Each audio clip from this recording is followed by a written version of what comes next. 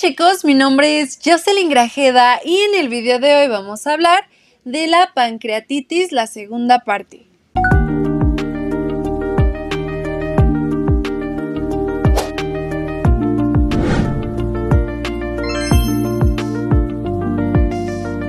Esta segunda parte de la pancreatitis vamos a comenzar hablando de las complicaciones de la misma.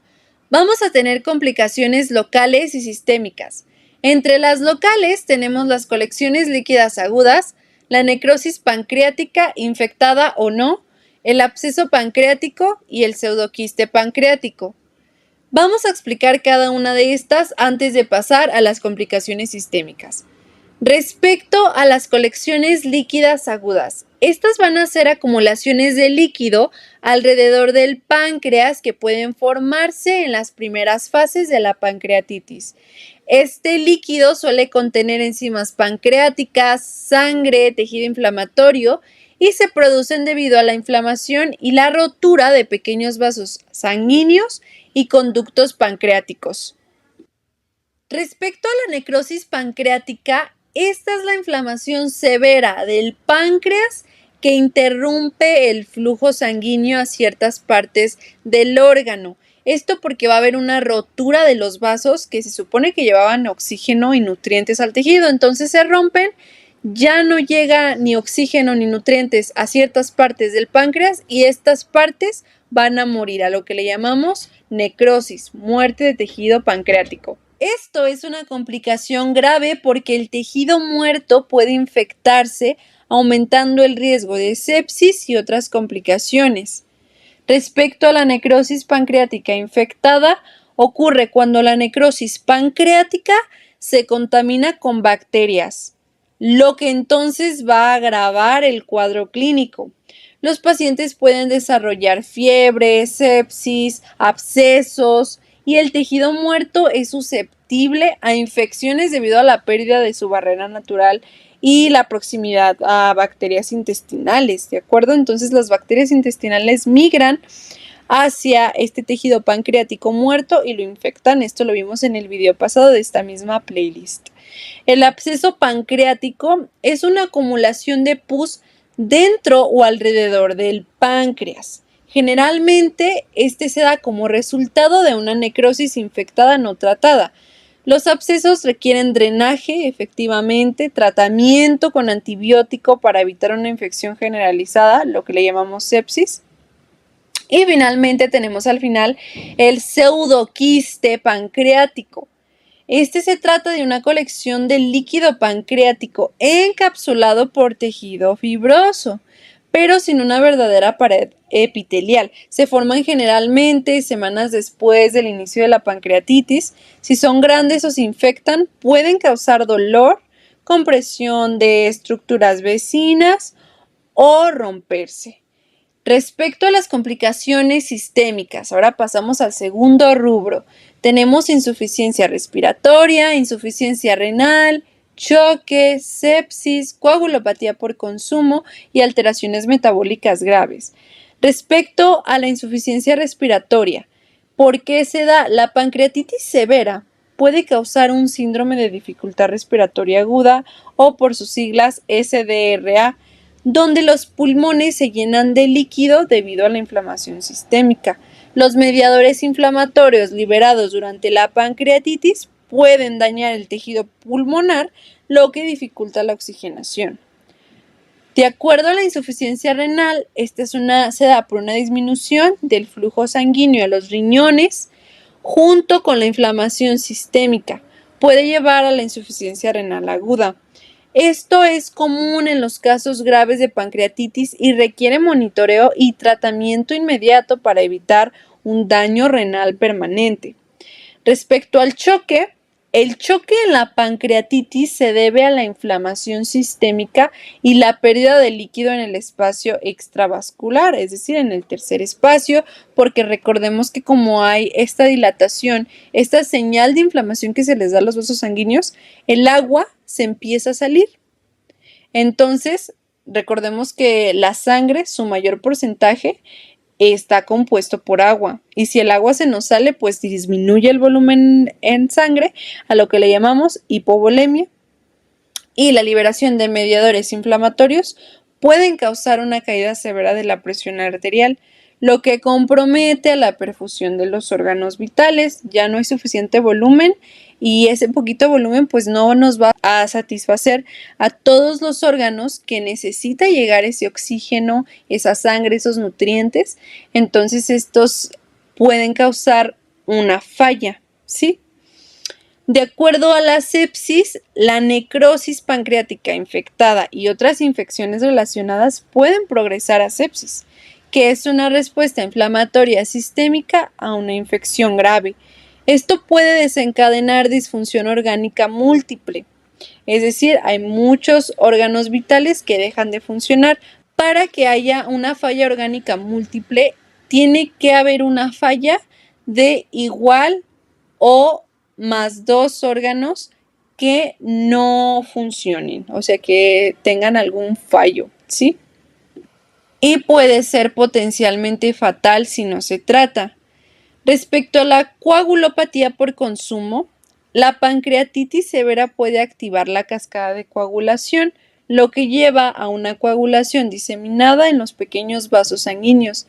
Esto agota los factores de coagulación y plaquetas, lo que puede causar sangrados graves en múltiples órganos, porque ya nos van a formar estos coagulitos.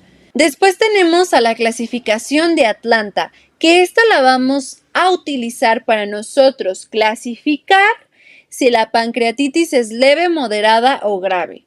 Respecto a la pancreatitis leve, esta será así cuando hay una ausencia de falla orgánica, complicaciones locales o sistémicas, es decir, no hay nada de esto y tiende a resolverse en la primera semana.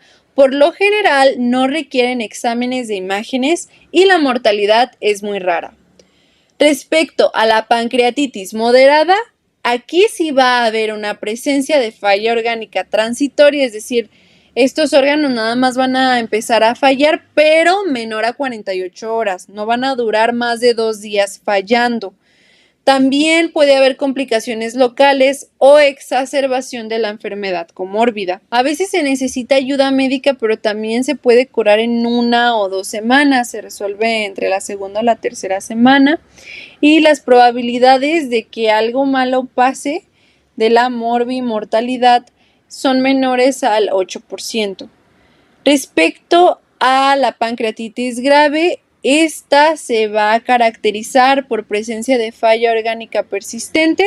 Aquí sí va a durar mayor a 48 horas. Va a ser única o múltiple de un solo órgano o de más de 2 órganos.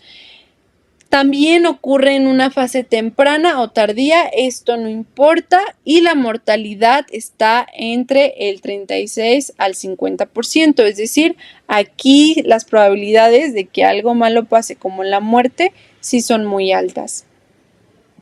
Respecto a la clínica, vamos a tener diferentes síntomas, porque ya vimos que las complicaciones de la pancreatitis son muchísimas, hasta nivel respiratorio, nivel renal. Entonces, si estos sistemas se ven afectados, obviamente la persona puede presentar diferentes síntomas, pero los más comunes y síntomas asociados a pancreatitis aguda son náuseas, vómito, fiebre de bajo grado, dolor abdominal en epigastrio de inicio súbito, ruidos peristálticos disminuidos o ausentes, y el paciente va a estar hipovolémico. ¿Por qué? Porque como ya lo mencionamos, va a haber fuga de líquidos hacia el tercer espacio durante la pancreatitis. Esto por una inflamación del páncreas, lo que va a provocar aumento de permeabilidad de los vasos sanguíneos en los tejidos cercanos. Esto hace que los fluidos y proteínas se filtren fuera de los vasos sanguíneos y se acumulen en el espacio peritoneal, o lo que le llamamos ascitis. Otra de las causas es la vasodilatación sistémica. Esta es causada por una inflamación, por la liberación de citocinas y mediadores inflamatorios, y la vasodilatación hace que esta permeabilidad del vaso sea mayor, por lo tanto se empieza a salir el agua, ¿sí? Lo que hablábamos de que bajaba el volumen sanguíneo, iba a haber una hipoperfusión en los tejidos, entonces todo esto está relacionado. Respecto a los signos asociados, estos signos son muy importantes nosotros saber diagnosticarlos, saber ubicarlos, que estos signos son de pancreatitis aguda. Primeramente tenemos el signo de Cullen. ¿Qué es esto? Es una coloración azulada alrededor del ombligo, es decir, es periumbilical.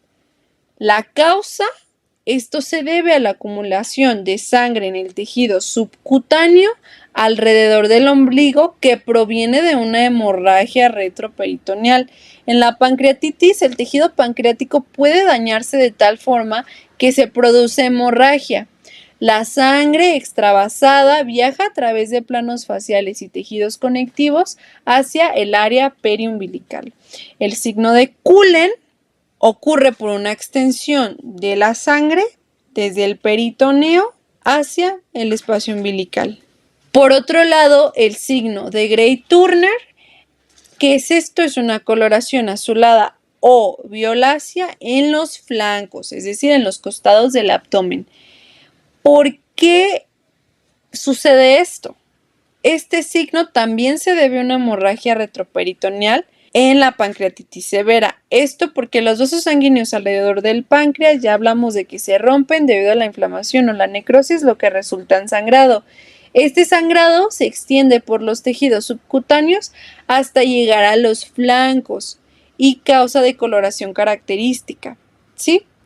El signo de Gray-Turner va a sugerir una hemorragia más extensa y al igual que el signo de Cullen, suele estar asociado con necrosis pancreática y un pronóstico grave, pero usualmente aparece primero el signo de Cullen y después el signo de Gray-Turner. En este caso, esta imagen que puse en pantalla de Gray-Turner, si vemos el paciente está de espaldas, pero es muy probable que también tenga esta coloración azulácea en la parte periumbilical, aparte de en los flancos, ¿sí? Respecto al diagnóstico, los criterios para diagnosticar pancreatitis aguda, o sea, si tienes dos de estos tres criterios, tiene pancreatitis sí o sí. ¿Cuáles son estos? Dolor abdominal típico de pancreatitis, es decir, en epigastrio. La amilasa o lipasa mayor o igual a 3 veces el valor superior considerado a lo normal. ¿Cuál es el valor considerado lo normal? En la amilasa lo máximo es 110 unidades por litro. Entonces, 110 por 3, 330. Si tenemos 330 de amilasa, es pancreatitis. Ahora, la lipasa, el valor máximo de la lipasa es de 160 unidades por litro. Entonces, 160 por 3 son 480.